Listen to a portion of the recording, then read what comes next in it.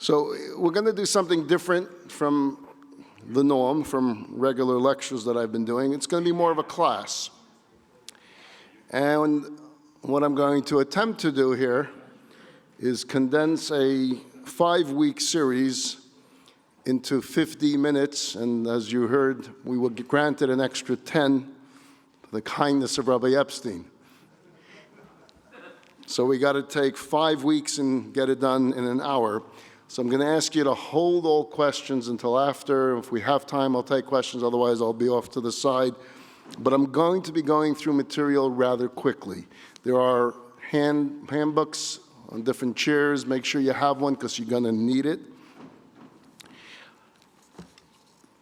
I've always been bothered by the story of Moses and the rock. I've never been able to make peace with it. It never sat well with me. We come to love Moses. We come to admire him, to respect him. He's Moshe Rabbeinu. He's our teacher. He's our Rebbe for all time. He's the greatest of all prophets. The Torah itself says the humblest of all men, the greatest of all human beings. And then to be denied the one request that he has. He only asks for one thing. Because of some rock story, it always felt lacking. And so what I'd like to do today is to present to you first, quickly, the classic commentaries on the episode, because there's so many of them, and I'll just go through a lot of them.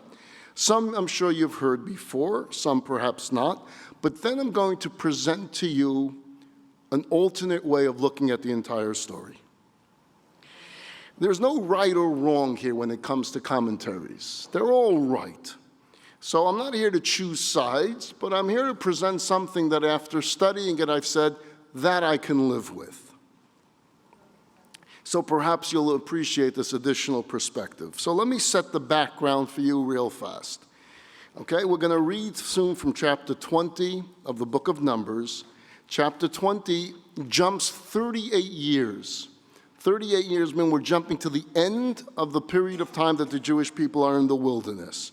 It's 38 years from the sin of the spies. We're nearing the end of the 40-year journey in the wilderness. In this last year, year number 40, the Jewish people will lose 3 great leaders in the same year: Miriam, Aaron, and Moses. 3 siblings, each with their own strengths and leadership abilities. Our sages tell us that the 3 great divine gifts that sustained the Jewish people in the desert and the wilderness, the manna from heaven, the clouds of glory that protected them, and the well that gave them water, were in the merit of these 3 worthy shepherds, of Moses, Aaron, and Miriam. Miriam's well, as it became known, was this rock that accompanied the Jewish people through their wanderings in the wilderness. It's what gave them water. Now, Miriam will pass away at the age of 126. Some people say it was 127 in a place called Kadesh. She was buried there, the Torah will tell us. And that's how chapter 20 will begin. And when she dies, a strange thing happens. The well suddenly dries up. The rock that was giving forth water no longer gives water. And the people panic. They now know that the water from the well was given all along in Miriam's merit. But now Miriam had died. And they will panic, and God won't leave them without water. The well will return to giving water, but this time it'll be in Moses' merit. So let's go to the text. It's page 2 of these booklets. Just to get used to it, every page has a number. So if I say page 2, page 3, you see that on the top. If I say subject 1, you see on the left side of page 2, it says a 1. That's subject 1. If you turn the page, you'll see subject 2, subject 3, subject 4, 5, and 6. I'm sorry, they don't have it up on the screen, so let's use the handouts in front of you. Let's go through this quickly. This is Book of Numbers, chapter 20. Then came the children of Israel, the whole congregation, into the desert of Sin in the first month, and the people abode in Kadesh, and Miriam died there and was buried there. And there was no water for the congregation, and they gathered themselves together against Moses and against Aaron. And the people quarreled with Moses and spoke, saying, Would that we had died when our brethren died before the Lord. Why did you bring up the congregation of the Lord into the wilderness, that we and our cattle should die there? And why did you make us come out of Egypt to bring us into this evil place? It is no place of seed or of figs or of vines of pomegranates, nor is there any water to drink. Tough stuff, huh? Anyone want to be Moses? This is what you get every day. And Moses and Aaron went from the presence of the assembly to the door of the tent of meeting, and they fell upon their faces, and the glory of God appeared to them. And the Lord spoke to Moses, saying, take the rod and gather the assembly together, you and Aaron your brother, and speak to the rock before their eyes, and it will give forth its water. And I shall bring forth to them water out of the rock, so that I shall give the congregation and their beasts to drink. Moses took the rod from before the Lord as he had commanded him. Moses and Aaron gathered the congregation together before the rock, and he said to them, hear now, you rebels, shall we fetch you water out of this rock? And Moses lifted up his hand, and with his rod he smote the rock twice. And the water came out abundantly, and the congregation drank, and their beasts also. And the Lord spoke to Moses and Aaron, because you did not believe in me to sanctify me in the eyes of the children of Israel. Therefore you shall not bring this congregation to the land which I have given them. This is the water of Meribah, because the children of Israel strove with the Lord, and he was sanctified by them. So if you ask most people, what was the quote-unquote sin of Moses? They will answer that he hit the rock. God said, talk to the rock, and he hit the rock. And if I was to ask you on what was his punishment, you will answer that he wasn't allowed entry into the land of Israel. And then if I were to ask you, does the punishment seem fair to you? What would you say? It's, come on. You're a God of mercy, God of forgiveness. How many times has Moses appealed to God to forgive the Jewish people? And God forgives. And this guy, how bad of a mistake was it? He hit a rock, my goodness. He didn't violate Shabbos, didn't violate kosher. He hit a rock. We're going to get, Moses, you can't go into the land of Israel. Let's start with a list of questions. And you'll see how many of these questions bother you as well. If Moses was to be instructed to speak to the rock, why did God tell him to take his staff? Why does he say, take your staff? What does he need the staff for? Number two, why did the water come out of the rock when Moses hit the rock? If God says, speak to the rock and it's going to give forth water, and Moses does this great sin, he hit the rock, nothing should have happened to the rock. The instruction from God was to speak to the rock. So if he speaks to the rock, then water would come forth. If he hit the rock, nothing should have happened. But what happens when Moses hits the rock? Water comes out. Question 3. Why didn't God want Moses to hit the rock? Let's remember that this is a repeat story. It happened earlier in our history, early on in our trek in the wilderness. There's no water. God says to Moses, hit the rock. Moses hits the rock. Water comes out. That was in year 1 in the wilderness. Well, we're repeating the same story right now. There's no water. The Jews complain. God comes to Moses. Why doesn't he say, hit the rock? Why this time speak to the rock? Why the change? That's question 3. Question 4. Why did Moses hit the rock? Why didn't he speak to the rock as he was instructed? Why did he hit the rock? Question 5. God uses the words to him, Yan lo himantem bi, because you didn't have faith in me, to describe the sin. He could have said he didn't listen to me, didn't have faith in me. That's strong words. Question 6. Why the drastic punishment of not entering to the land of Israel for such a seemingly minor sin, if a sin at all? Question 7. This week's portion. We're studying the portion this week of Va'eschanan. How does it begin? Moses says, Va'eschanan al Hashem, I beg God. In the commentary say he asked 515 times, he prayed to God to change the decree, to let him into the land of Israel. Why, when this happens, right here, in chapter 20, when God first says to him, I'm not letting you in, Moses doesn't say a word. Nothing. We wait till we get to the book of Deuteronomy, and suddenly Moses says, and I beg God to change his mind. Why didn't you speak up in your defense right here? Why only later? Now, it's interesting that in the words that we just read together in chapter 20, the Torah does not tell us what Moses did wrong. It tells us he did something wrong, but it doesn't tell you what he did wrong. You assume that it's because he hit the rock and didn't speak to the rock. Why do you assume that?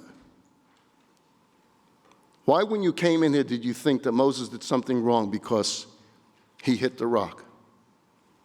The answer is because someone told you that. Right? That's what you were taught. The verse didn't say that to you. You saw it in the words because you were told to think that. And it is the classic commentator Rashi that does go ahead and give that interpretation. But there are so many other interpretations out there that I'm going to share with you. So the first interpretation, again, classic commentary, God commanded him to speak to the rock, Moses hit the rock.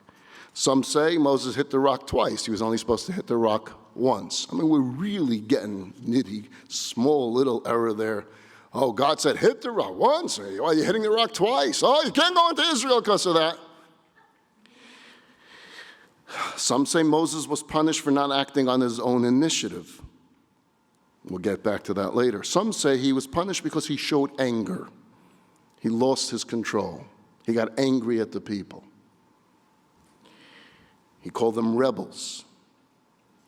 Some say he used inappropriate choice of words. His intent, he goes ahead and he says, can this rock give forth water? As if he showed that God couldn't do such a thing. Some say he uses the term we, as if he and Aaron could bring forth water. Everyone's picking on trying to find something wrong with what Moses did. Let's go to, I want to do some comparison with you.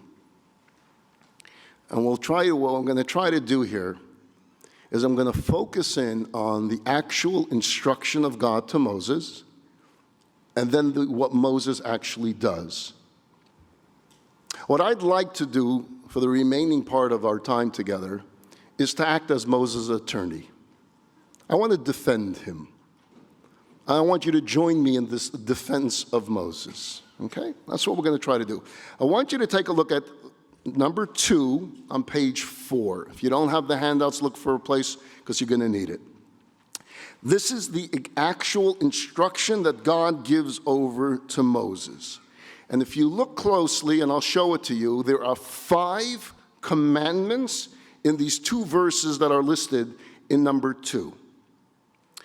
Take the rod, gather the assembly together, you and Aaron your brother, speak to the rock before their eyes, and it shall give forth its water, and you shall bring forth to them water out of the rock, and you shall give drink to the congregation and their beasts. There are 5 different commandments that are mentioned here in this verse. Number 1, take the staff. That's instruction number 1. Number 2, gather the congregation. That's number 2. Number 3, he says, speak to the rock and it will give water. Number 4, take out for them water from the rock. You notice that? Number 3 was speak to the rock. Now it's take out water from the rock. Number 5, give drink to the people. 5 instructions from God to Moses. Let's see now how Moses does. The next set, number 3, is going to show you Moses' response to what God just told him to do.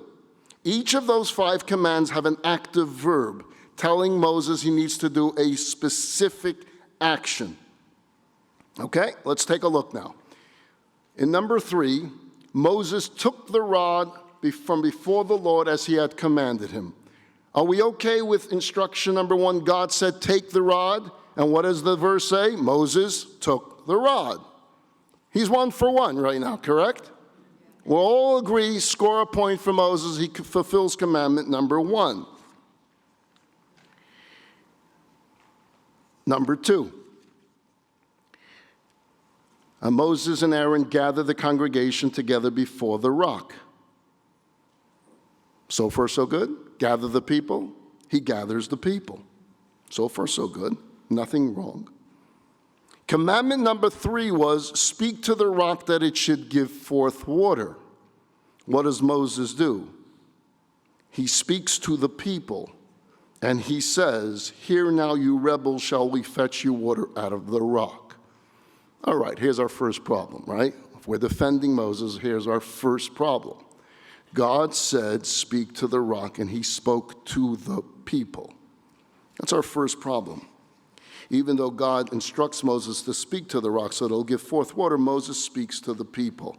He speaks to the people about the rock giving forth water. Therefore, the classic commentators, and Rashi is amongst them, says, there's his sin. He spoke to the people. He was supposed to speak to the rock. Commandment number 4, take out for them water from the rock. Moses' execution is, and Moses lifted his hand and hit the rock with his staff 2 times, and water came out. So did Moses bring forth water out of the rock? Technically, he did. The instruction from God was get water out of the rock and give it to the people to drink. He seemed to have done that. Commandment number 5, give drink to the people and their animals. Moses lifted up his hand with his rod. He smote the rock twice, and the water came out abundantly, and the congregation drank. He fulfills commandment number 5. So if we really dissect these instructions from God, and we look at Moses' fulfillment, our biggest problem is 3.5 of 4. We all agree that 1, 2, and 5 are fulfilled. Number 3 is a little bit of an issue. Speak to the rock. We find them speaking to the people. Bring forth water from the rock. Moses hits the rock. Water comes out. And some would say, hey, he had no permission to hit the rock. It's interesting that we never find Moses actually speaking to the rock. And if God would have instructed him to speak to the rock, why wouldn't Moses have done it? If we're an attorney for Moses, we're definitely going to put up on trial over here the fact that Moses worked for 40 years for the same boss. We'll put up on the screen every single commandment that Moses gave and that Moses was given and Moses fulfilled. We have a track record here. We have history over here. Moses is a good servant. He follows instructions. He'll complain to God in defense of the Jewish people quite often. Early on, very early on, when he goes before Pharaoh and Pharaoh won't let the people go, he turns to God and he says, how can you do evil against your people? So it's not always this obedient servant, but when God instructs him to do something, he does it. Look at the 10 plagues. Every instruction from God he fulfills, splitting of the sea, Mount Sinai, Revelation. I can go through hundreds of examples. There's 3 possibilities here. Possibility number 1, Moses misunderstood what God wanted him to do. Moses thought that God wanted him to speak to the people about the rock. That's a possibility. But possibility number 2 is that Moses knew the commandment but acted differently. He acted defiantly against God. God said, do this, and he said, I don't want to do that. I'll do something else. And for that, he's punished. As I mentioned, I have a very hard time with it. I have a hard time with that because of the history of Moses. He doesn't act defiantly against God. He could complain to God, but when God instructs him to do something, he seems to do it. Number 3, here's another option, another possibility that I present to you. Moses acted properly in number 3, and he understood God's commands.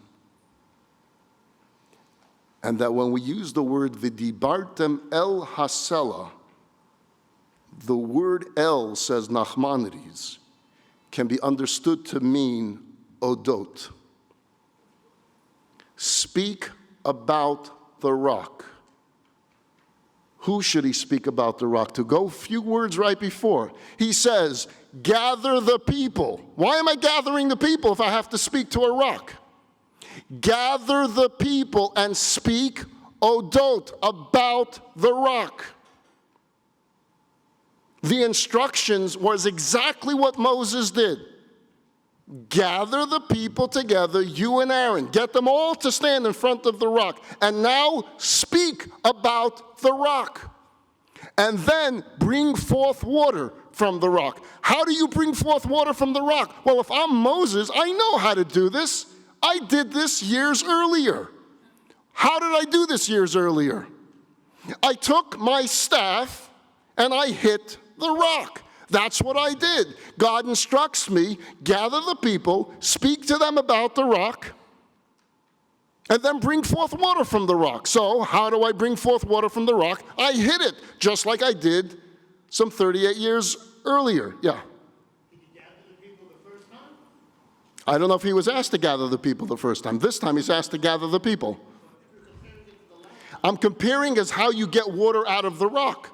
The only way to get water out of the rock, from Moses' experience, is by hitting the rock. That's what he was instructed directly by God to do. What would be the purpose of gathering? We're going to get to that. The gathering of the people is extremely important. I want to hold questions because I'm given a limited time, as I mentioned earlier when we first started. This is a 5-week course condensed in 50 minutes.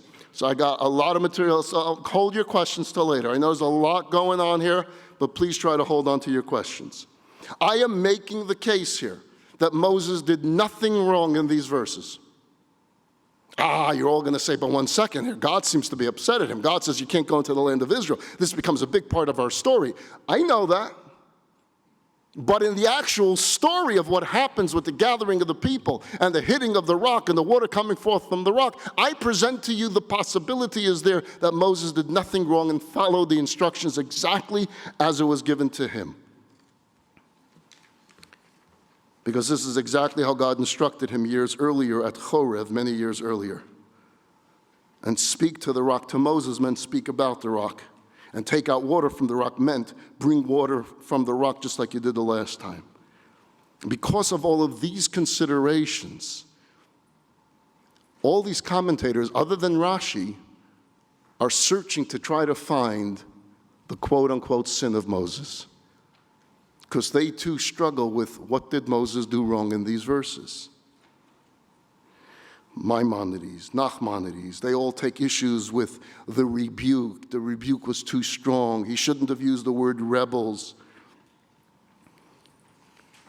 Every commentary has something to say about what Moses' possible sin is. I saw this great, I don't remember if it was the Evan Ezra, I believe. He brings down 10 different possible sins of Moses. And then he says how each 10 doesn't make any sense. And then there's this cute line that says, poor Moses. He makes one mistake, whatever that mistake was, and you have 100 commentators trying to say he did this wrong, he did it. We made him now sin 100 times for one little minor mistake, whatever that minor mistake may be. So what did Moses do wrong? From the analysis that we just presented, it seems like he did nothing wrong, but the text explicitly states that Moses is punished because of the events that took place at Meribah. And yet we struggle to pinpoint what did he do so wrong. So to answer this question, we have to take a closer look at precisely what the punishment was. It's commonly understood that Moses and Aaron's punishment was they were forbidden from entering the land of Israel. Again, that's the common thought of Moses wasn't allowed into the land of Israel. But it's not precise, because if you take a close look at the text, it says, and God told Moshe, because you did not trust me enough to sanctify me, therefore you shall not lead this nation into the land which I promised them. You pick up something different about you cannot enter? He doesn't say you cannot enter. He says you cannot lead. You can't lead them. Your reign of leadership will come to an end. That's what he says to Moses. That's why in this week's portion, Moses is asking, can I enter the land? Not can I lead. He knows he cannot lead. He's already been told here he cannot lead. But now that it's coming to the end of his life, he's asking, can I just take a step over the border? I'm not leading. Joshua's the leader. Can I just enter? That wasn't taken away from him over here. In this week's portion, God says no to that as well. And we'll have to address that too. But the initial punishment was you cannot lead. That tells us, that means he was told it's time to retire. Your reign of leadership of 40 years is coming to an end because of something that happened here. There's a question to be asked for those of you that study the Torah each and every single week. Moses already knew 38 years ago, by the way, that he's not going to lead the people into the land of Israel. Anyone remember that story? If I said the names Eldad and Medad, does that mean anything to you?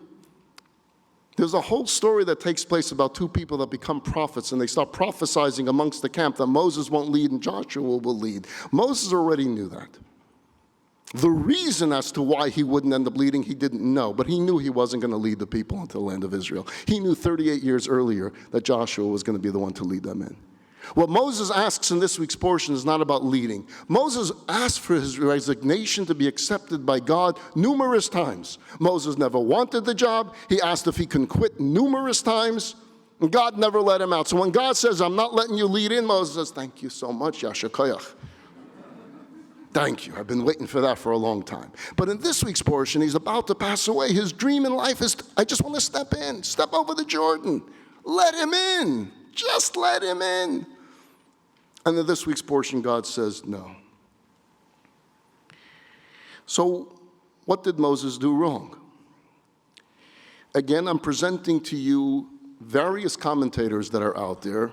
Some are not the classic commentators that we taught in Hebrew school or in day school, but nevertheless, as acceptable as possible ways of looking at this story. God saying you cannot lead because you did not trust enough in me to sanctify me in the eyes of the children of Israel. God's statement implies that he expected Moses and Aaron to take the rebellion that was taking place at Meribah and somehow create a sanctification of God's name.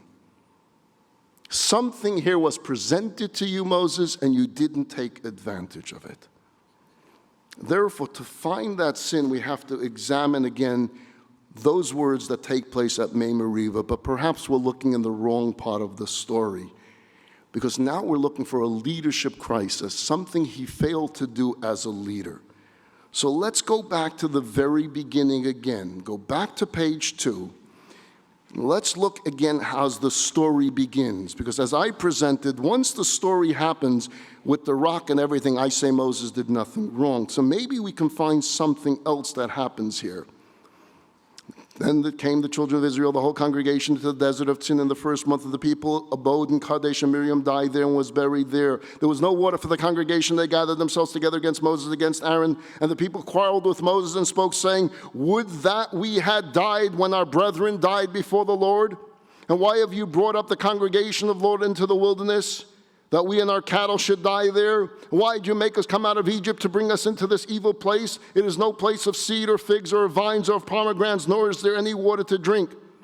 What are they doing, the people? They're rebelling, right?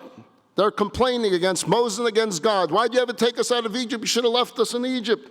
And Moses and Aaron went from the presence of the assembly to the door of the tent of the meeting, and they fell upon their faces.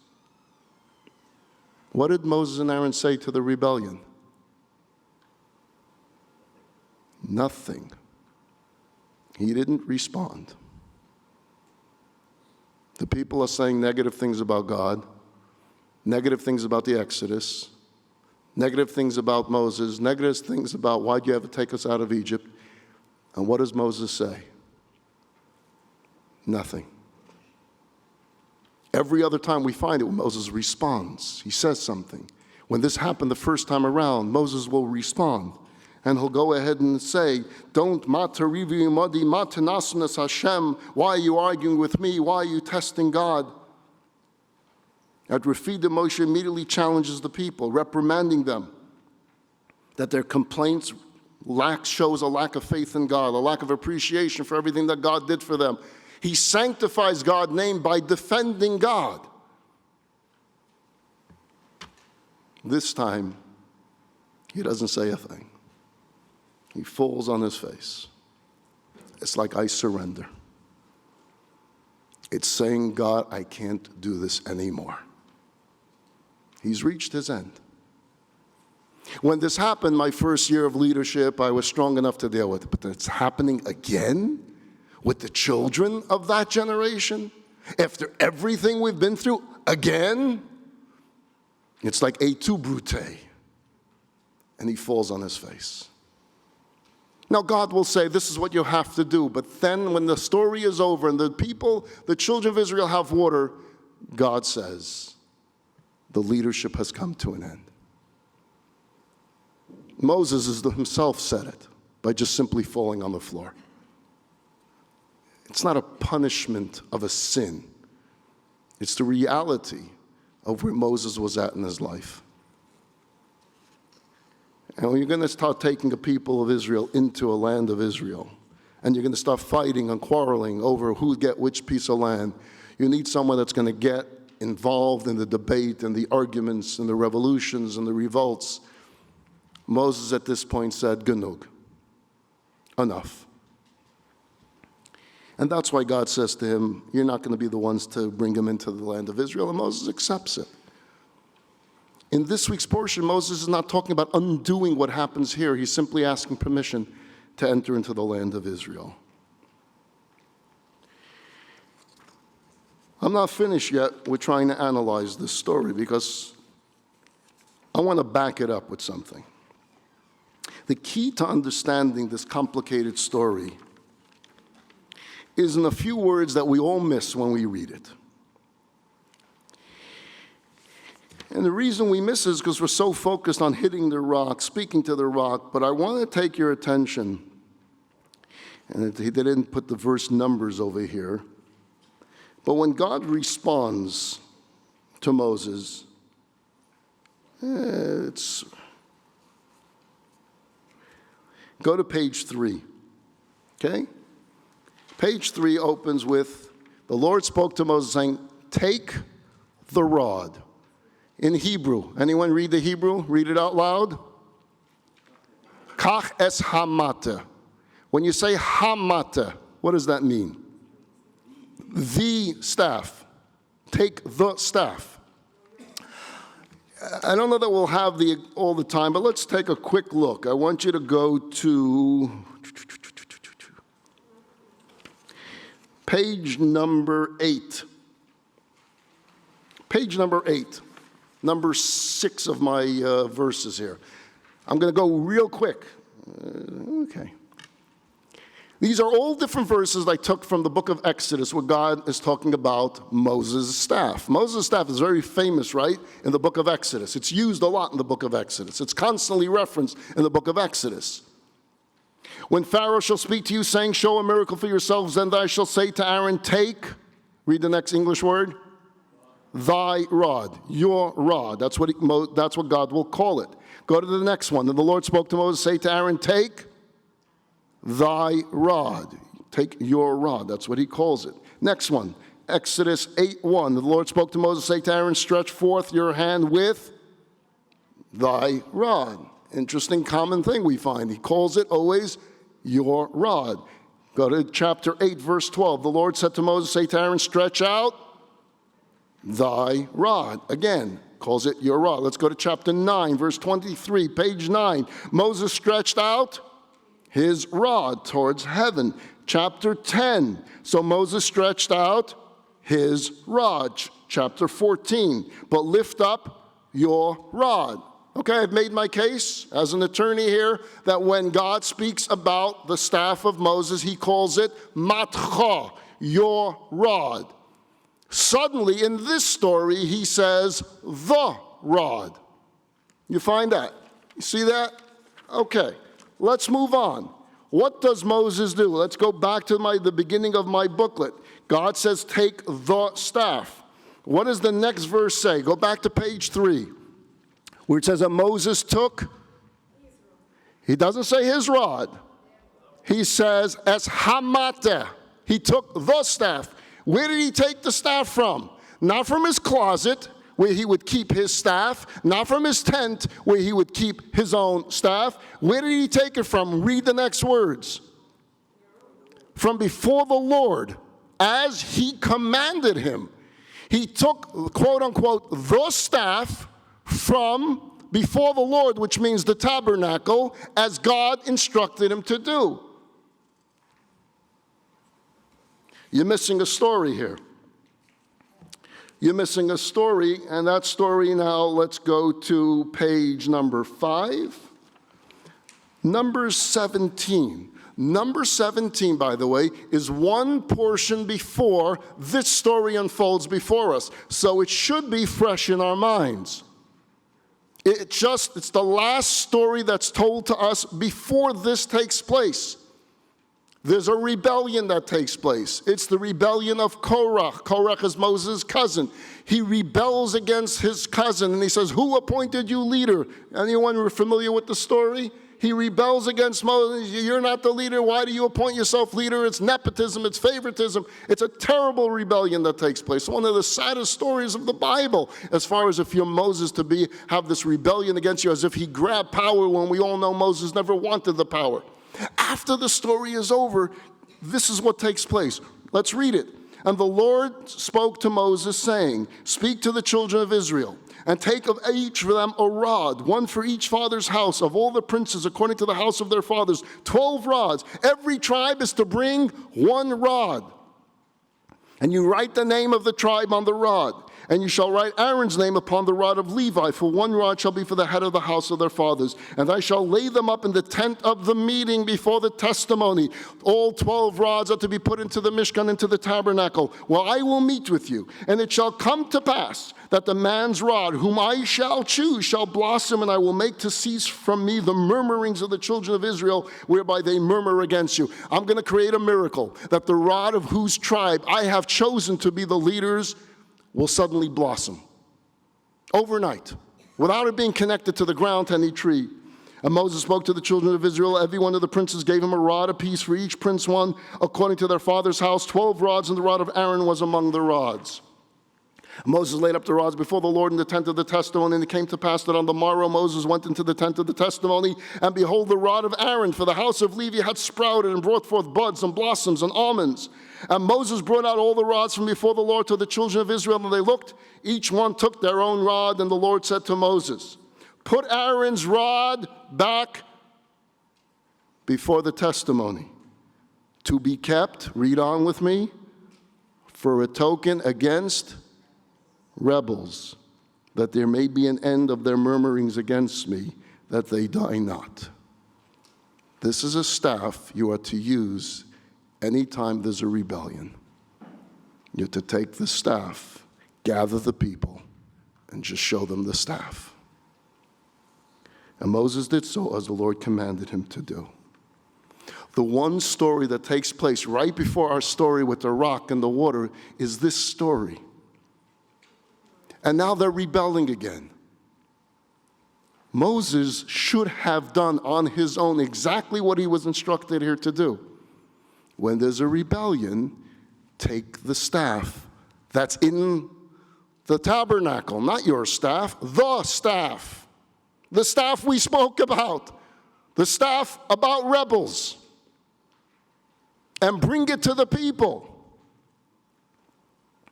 And Moses just bows to the ground. God says, Moses, get up. This is what you're going to do. You're going to go into the tabernacle, and you're going to take the staff, not your staff, the staff. And then you're going to gather all the people. And then you're going to bring forth, after you speak to the people about the rock, you're going to bring forth water from the rock. How? As I mentioned before, the way you know how. With his own staff. There's two staffs in our story. There's the staff, and then there's the staff that Moses will use to hit the rock, which is the same story he did 38, 39 years earlier.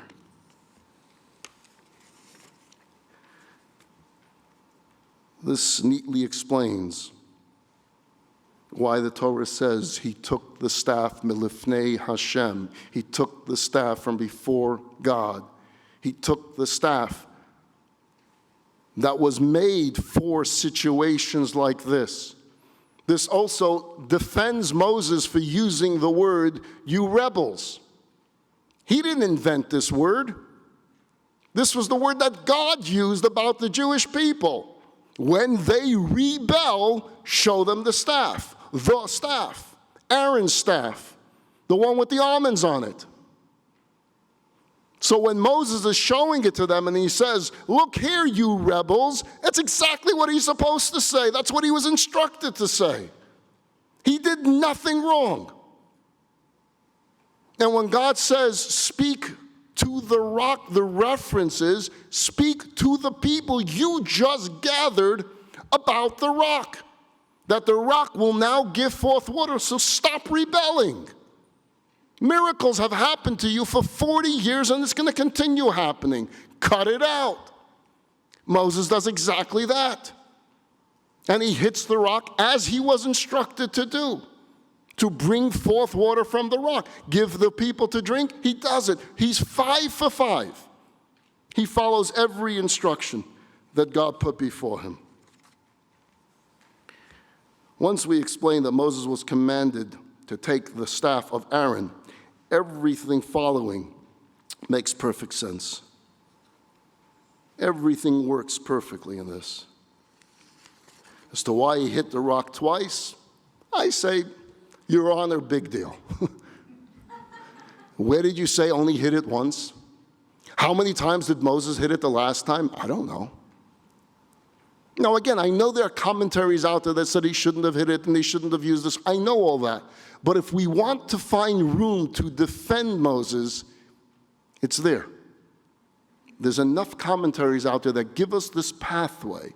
If indeed this story bothers you as much as it bothers me, I'm giving you something that you can make peace with this. That Moses, in fact, didn't sin. And there are 2 staffs over here. And he's following exactly the instruction that he was given. Could have Moses done the better job? On some level, one would say he should have responded to it. He should have ran to the temple right away. That was the instruction he was given, and that's why God was disappointed. You shouldn't have just given in like that and fallen on your face. You should have responded. Now, there's a Hasidic interpretation. And the Hasidic interpretation really says that there's another reason, a deeper reason why Moses didn't enter the land of Israel. That had Moses entered the land of Israel, that would already been messianic times.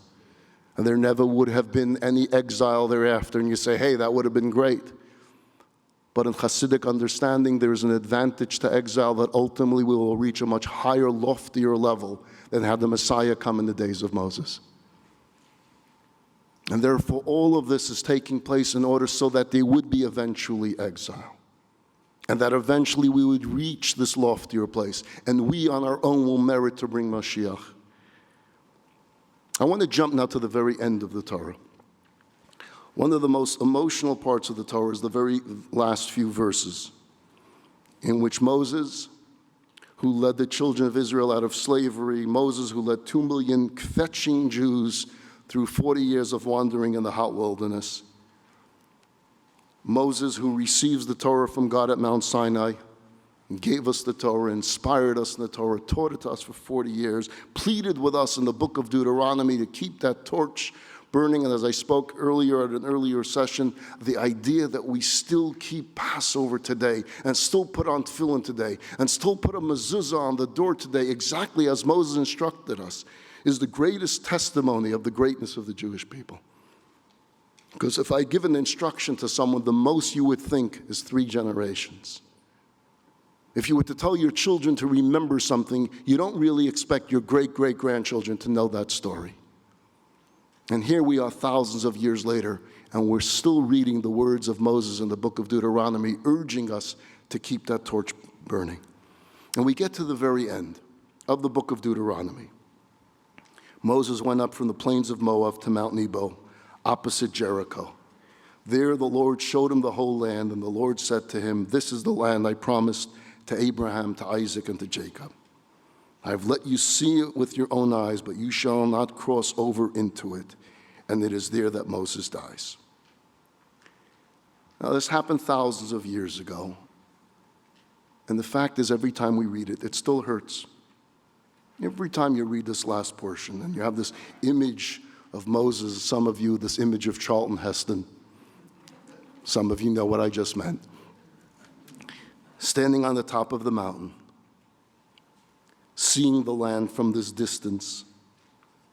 His dream is right there in front of him. It's almost like he's being teased. I had the opportunity twice in my life to stand on Mount Nebo in Jordan, at where they think the site is where Moses overlooks the land. And you're able to see the land of Israel. And you're standing there, and I brought a large group from California, and I read these words. And everyone starts tearing up. You just feel this emotion of, just let him in. Okay, he's not going to be the leader, I get that, Mashiach, all that stuff, but just let him take a step in. Who would it hurt? That's all he's asking for, one step over the line. You know, we play these games as kids, you know, red light, green light, 1, 2, 3. He just wants one step in. It's not that far away. In 1 hour, Moses could have just crossed from the Jordan over and said, thank you, God, let me die here. And perhaps, just perhaps, it was so that Judaism will forever be associated with a promise yet unfulfilled. It's not over yet. The story of the Jewish people does not end with the end of the book of Deuteronomy. There's part 2, part 3, part 4. There's a history that will continue. The Jewish people do not end with the end of book of Deuteronomy. The story of our people continues. There's still hope for a greater tomorrow. There's still a dream of better days to come. There's still a mission incomplete that needs to be fulfilled. Had Moses gone into the promised land, it may have been interpreted that that's the end of the story. You know, you buy these books and the last chapter closes everything and it all fits and it all makes sense, and you put the book down and you go buy your next book. But what if the story doesn't end? We know what we're doing is we're waiting for the sequel, right? We're waiting for when's this producer-director going to make the next one. Rocky 1, Rocky 2, Rocky 3, 4, 5, 6, 7, just keeps going. The story of the Torah did not end. It cannot end this way. We, the audience, we, the fans of Moses, the students of Moses, knows it cannot end this way. God is a God of fairness, and this doesn't seem right. God is a God of kindness. This doesn't seem kind. There has to be a continuation. The story of our people did not end because Moses didn't cross the Jordan yet. There's still work to be done. Joshua will lead the nation into the Holy Land. It took hundreds of years for the Jewish people to have complete sovereignty over the land. And finally, during the reign of King David and King Solomon, Israel becomes our homeland. Israel is the promised land. The Temple Mount is built. King Solomon will build a holy temple, a Beis Hamikdash. All of Israel is in our hands, but sadly, it wasn't for long. We just marked Tisha B'Av, the fast of the month of the 9th of Av. The Babylonians and the Romans each took their turn on conquering and invading and destroying and exiling our people from the land promised to us by God. The land of Israel is so central to Jewish faith, to Jewish practice, to Jewish belief, to Jewish hope. Every communication from God to our patriarchs, to Moses, to Joshua, to the prophets, and the kings of Israel all speak about the land of Israel. And yet you realize for most of our history, we found ourselves outside the land, yearning to return. For close to 2,000 years, the Jewish people throughout the world were like Moses, seeing the land from the distance, but not able to enter. For most of our history, the majority of the Jewish people, the majority of our story, Most of our people were Moses-like, did not enter the land of Israel. They felt the pain of exile expressed in some of our most solemn prayers. Wherever we went, whatever we did, however we practiced, we faced Jerusalem when we prayed. We break a glass under the chuppah when we get married. We finish every Seder with Lashana Haba Yerushalayim. For 2,000 years we were like Moses. Our eyes were upon the land. Our hearts and souls were there. Our hope was there. But it was a promise. It was a dream. And we believed that dream. We believed in that hope. And that dream kept us who we are. It kept our identity. And each time it appeared as if the Jewish people would be extinguished, this hope and this promise kept us going. It gave us strength. It gave us courage, this resiliency the world has never seen in the history of man. Is something we have for the land of Israel. Everyone in this room, everyone at this retreat, every Jew on the face of the earth is a walking miracle. For everyone here has a 3,000-year lineage that should never have made it until today. This should never have been able to happen. Historians will tell you it's impossible for a people to have gone through what we have gone through and to still be here, and to still identify, and to still practice. How many times along the way of your own tree should it have been uprooted? How many decisions, how many exiles, how many runnings from one country to the next did your ancestors have to go through for you to be here today? How many times along the way might have our trees been uprooted, destroyed, cut down with no trace? To move from one generation to the next requires a miracle. Every stage along this journey, our ancestors challenged the odds and beat them. And that's why we're here. We're each a miracle. Part of a long line of people who traveled towards a certain destination with a hope and a dream that we can see now, a dream that we can smell, a dream that we can taste. Now you need to write your chapter. You need to continue the story, because the story isn't over. You're still writing the story. I have no doubt that very, very soon we will all be summoned. There will be a great calling, a calling that has never been heard before, but we have been waiting for this calling for thousands of years.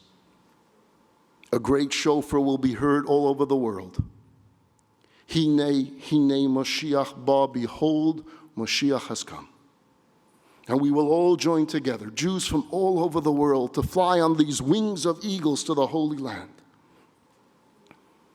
But I believe that before we make our way to Jerusalem, we will make one stop along the way. We will stand all together at the banks of the Jordan River. All eyes will be on Mount Nebo. And Moses will emerge at the peak once again. And he will see the promised land, the land of our dreams, the land of our prayers, the land of our hopes. And this time, he will descend the mountain.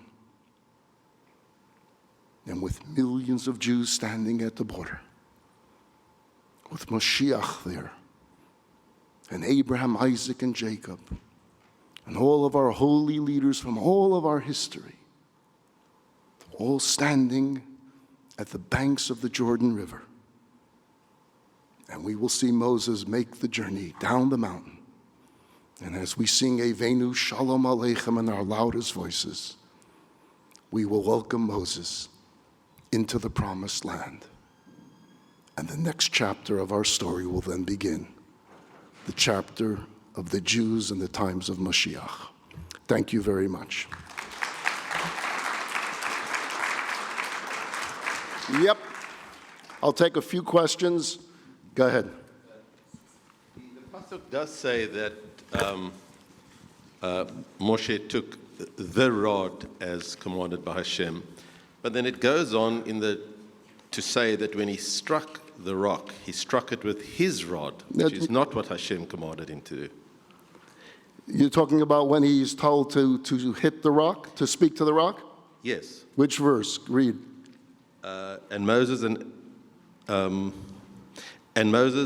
Moshe took the rod from before the Lord as he commanded him. Right. Which is correct. Then you skip 2 pasukim, and you read, and Moshe lifted up his hand, and with his rod. His rod. It's back to his. Not the rod. Right. which It's God back to commanded. his It's rod. his rod. Right. That's why I said there's 2 rods here. Yep. He's hitting the rock. He can't hit the rock with the almond rod. He's hitting it with the same rod that he hit it with 38 years earlier. Exactly correct. Now it switches. But what happened to the rod that he was told to bring? Aaron's job is to hold up that rod. So let's just take this image. There's 2 rods here. There's the rod that he's supposed to show rebels. That's filled with almonds. That's not the rod that he uses for the miracles.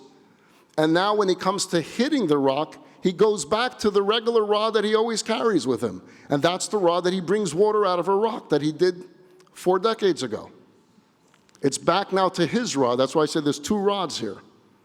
Hamata is the rod that he took from the tabernacle.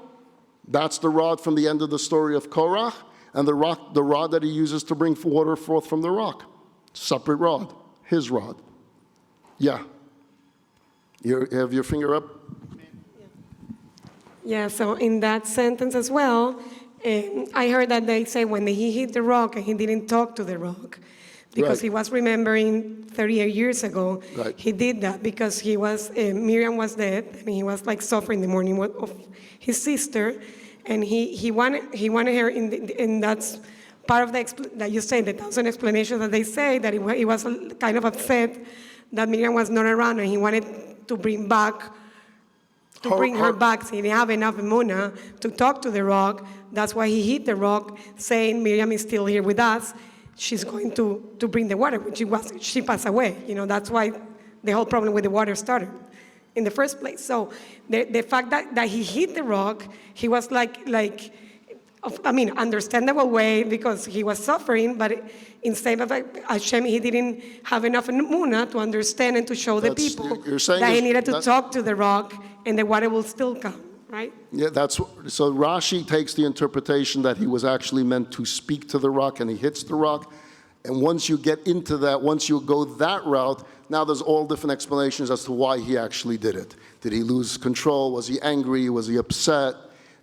Some say that he actually spoke to the rock and the rock didn't give forth any water. Why didn't the rock give forth water if God told him to speak to the rock and it'll give forth water? What would the commentary say to that? He spoke to the wrong rock. So he was frustrated. So he took his rod and he hit any rock, and that rock gave forth water. The miracle happened. Commentaries will ask the question, but why then did that rock give forth water if it wasn't Miriam's rock? Miriam's rock got lost among the rocks. It's endless. Yeah, but The that- amount it of could be- commentaries here just keep going and going and going. But it could What be I also w- that's what why I- he stayed quiet, because he What was I suffering. was trying to find was, for those that are very uncomfortable with this story, is to offer you an alternate way of looking at it, an alternative. And Moses didn't sin. I'm his defense attorney, and that's what I get paid to do. But maybe that's also why he stayed quiet. He was suffering. He couldn't take it because he was suffering on the. Yeah. I'll take one more question. Go ahead. Is that his reason why not to enter Israel? Because what, the faith issue? Or is there something else that we're missing in this? Why he part? actually, not why he doesn't lead, but why he doesn't Why he doesn't enter? enter. That's what I finished with. I believe that was pre-planned by God, that he was never meant to enter the land of Israel. It's alluded to earlier. It's the Eldad made us say this earlier. God, in his vision of what the history of the Jewish people were going to be, never intended for Moses to enter the land of Israel. Lead or enter? Enter. Not a punishment. That's the way the story was designed. It's the plot. It's always been part of the plot. Moses is asking, can you make an exception? Can I sneak in? Yeah, little. Doesn't have to be in front of anyone. And God says no to that. Why? Because it's going to be videotaped, and then it'll be put on YouTube, and everyone will see it. It'll get a million hits. But there's no secrets. There's no explanation as to why. It was just. It's left for each of us to come up with our theories, and I presented mine. All right, everyone, enjoy your day. See you tomorrow.